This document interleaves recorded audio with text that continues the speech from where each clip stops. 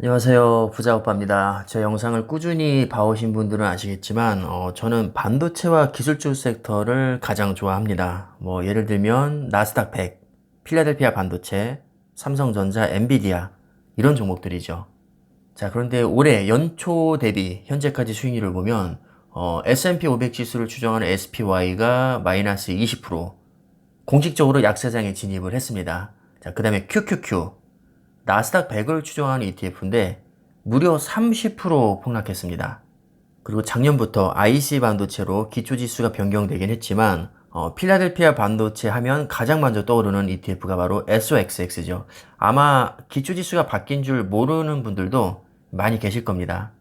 자, 하지만 바뀌었다고 해도 구성 종목에는 큰 차이가 없기 때문에 사실상 그렇게 큰 의미는 없습니다. 그냥 필라델피아 반도체라고 생각하셔도 크게 무리는 없고요. 어찌됐든 이 반도체를 추종하는 SOXX가 마이너스 39%입니다. 유독 기술주와 반도체의 낙폭이 너무나도 컸습니다. 문제는 여기가 바닥이라는 보장이 1도 없다는 겁니다. 여기서 막말로 반토막이 나도 사실 우리는 할 말이 없죠. 반토막 나면 나는 거고 그 이상도 날 수 있습니다. 상장 폐지 얘기하는 분들 계신데 상장 폐지 될 수 있죠.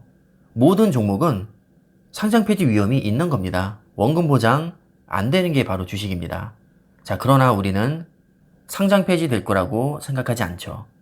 우리는 무턱대고 아무 생각 없이 반도체에 투자하고 있는 게 아니라 강한 확신을 가지고 이미 종목 분석 끝내고 투자를 하고 있는 겁니다. 확신이 있는 사람에게는 폭락장은 분명히 기회입니다. 좋은 주식을 싸게 살 수 있는 기회죠.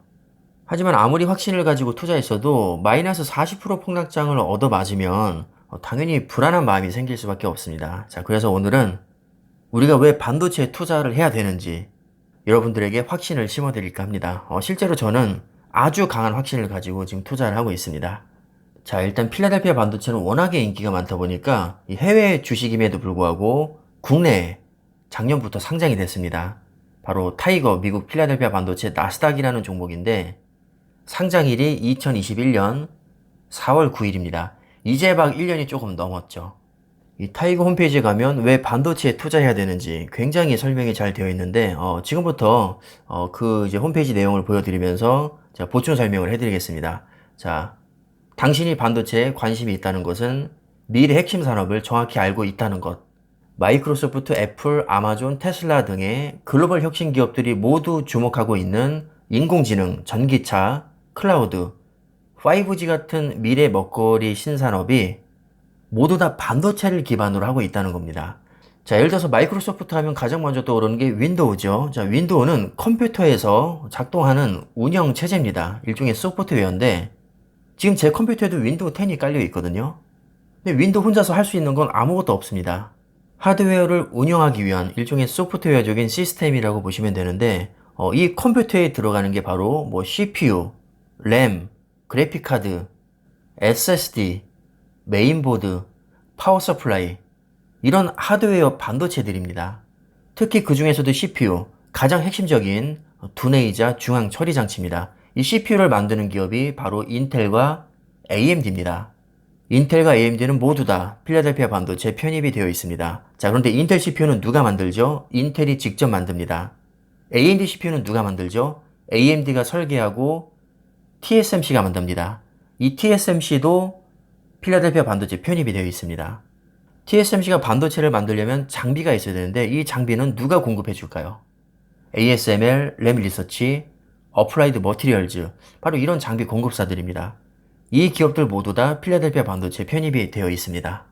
자, 그 다음에 메모리도 들어가는데 이 메모리 누가 공급해 주나요? 삼성전자, SK하이닉스, 마이크론이 전 세계 생산량의 95% 이상을 담당합니다. 그런데 아쉽게도 삼성전자와 하이닉스는 미국에 상장되어 있지 않기 때문에 이 필반에 편입이 되어 있지 않고 3위 업체인 마이크론만 편입이 되어 있죠.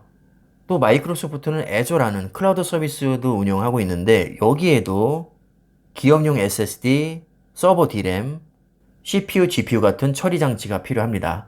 그럼 GPU는 누가 공급할까요? 엔비디아와 AMD입니다. 이 두 기업이 사실상 전 세계 GPU 시장을 양분하고 있습니다. 역시 두 기업 모두 필반에 편입이 되어 있죠. 그 다음에 애플하면 아이폰이 가장 대표적인 아이템이라 할 수 있는데 이 아이폰에 들어가는 핵심 두뇌가 A 바이오닉 칩입니다. 이 A 바이오닉 칩, 애플이 설계해서 TSMC에게 위탁을 줍니다. 그 다음에 아마존은 세계 최대 데이터 센터인 아마존 웹서비스 그리고 전자상거래를 주력을 하고 있는 기업인데 데이터 센터 결국에는 다 반도체로 구성이 되어 있는 거고 전자상거래 반도체 없이는 전혀 인터넷을 이용할 수가 없죠. 그 다음에 테슬라 하면 전기차와 자율주행이 가장 대표적이라고 할 수 있는데 이 자율주행 칩을 삼성전자가 제조해주고 있습니다. 그리고 연산을 하려면 CPU, GPU 반드시 필요하죠. 또 D램이라는 임시 저장 공간 반드시 필요합니다. 특히나 자율주행 기반의 전기차 같은 경우는 일반 내연기관에 비해서 반도체가 훨씬 더 많이 들어갑니다. 물론 내연기관에도 반도체가 알게 모르게 많이 들어갑니다. 자, 요즘 차 계약하면 최소 1년 이상 기다려야 됩니다. 왜 이렇게 차가 안 나올까요? 차량용 반도체가 없기 때문입니다. 반도체도 사실 종류가 많아서 여러 가지 이제 카테고리로 구분을 할 수가 있는데 가장 대표적으로 이제 기능적으로 구분을 하면 정보를 단순 저장하는 메모리 반도체, 데이터를 직접 연산하고 처리하는 비메모리 반도체로 구분을 할 수 있습니다. 근데 필라델피아 반도체 안에는 이 메모리 반도체보다 비메모리 업체들이 훨씬 많습니다. 특히나 요즘 AI, 딥러닝 이런 것들이 많이 뜨고 있는데 이게 다 비메모리 반도체거든요. 근데 비메모리 중에서도 특히 지능형이라고 많이 얘기합니다. 근데 이 지능형 반도체 시장이 연간 33% 성장이 예상되고 있습니다. 정말 어마어마한 성장입니다. 근데 비메모리를 잘하는 기업들을 보니까 대부분 미국 기업이더라는 거죠. 자그마치 비메모리 전체 70%를 미국이 점유하고 있습니다. 필라델피아 반도체 구성 종목을 보시면 거의 다 진짜 미국 기업입니다. TSMC 대만 기업이고 ASML 네덜란드 기업이죠. 자, 이렇게 몇몇 기업을 제외하고는 거의 다 미국 기업이라고 보시면 됩니다. 아까 제가 말씀드렸던 기업들이 여기 거의 다 들어가 있죠. CPU에서 경쟁하고 있는 AMD와 인텔, 그리고 GPU 분야에서 경쟁하고 있는 AMD와 엔비디아. 자, AMD는 특이하게도 CPU와 GPU를 모두 다 하고 있습니다. 근데 둘 다 만년 2위 업체입니다. 그 다음에 TSMC, 파운드리 세계 1위 기업, 퀄컴, 스마트폰의 핵심 두뇌인 모바일 AP, 세계 1위 기업입니다. 마이크론, 메모리 반도체 세계 3위 기업이죠. 브로드컴, 반도체 설계 세계 1, 2위를 다투는 미국 기업입니다. 그러니까 쉽게 말해서 세계에서 난다긴다는 약 30개의 반도체 기업들이 필라델피아 반도체 안에 들어가 있고 이 기업들을 평균 내서 지수화시킨 게 필라델피아 반도체입니다. 그리고 이런 반도체 기업들의 최대 고객은 애플, 마이크로소프트, 아마존, 테슬라, 구글 이런 기업들이라는 거고요. 이 기술주와 반도체는 그냥 바늘과 실이라고 보시면 됩니다.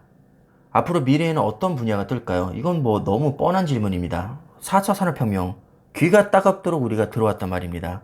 4차 산업혁명의 핵심 분야, 인공지능, 자율주행, 메타버스, 전기차, 클라우드 서비스, 5G, 사물인터넷, 가상현실, 증강현실, 드론, 로봇, 빅데이터 이런 뻔한 분야들입니다. 자, 그럼 앞으로 어떤 기업들이 돈을 많이 벌까요? 바로 기술주와 반도체 기업들입니다.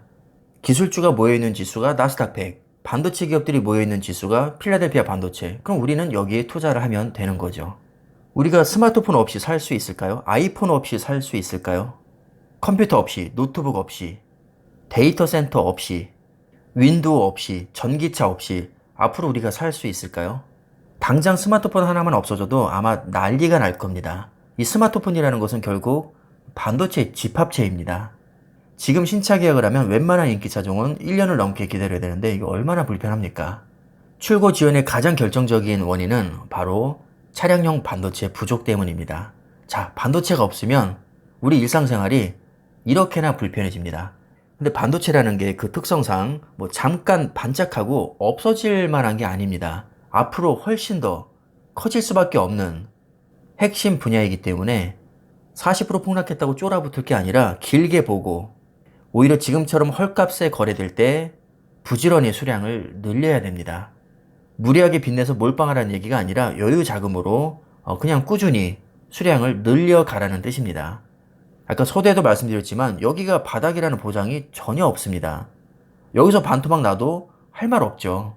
반토막 날 수 있습니다. 그러니까 오버하지 말고 분할로 천천히 모아가야 된다는 겁니다. 길게 보면 매우 높은 확률로 우상향할 것이기 때문에 우리가 조급한 마음 굳이 가질 필요 없고 그냥 편하게 저축하듯이 매달 모아 가시면 됩니다. 요즘 많이들 심란하실 텐데 이 반도체의 본질을 제대로 아시면 불안할 이유가 전혀 없습니다. 망할래야 망할 수가 없는 그런 산업입니다. 자, 그럼 오늘 영상이 조금이라도 도움이 되셨길 바라는 마음에서 영상은 이쯤에서 마무리하겠습니다. 감사합니다.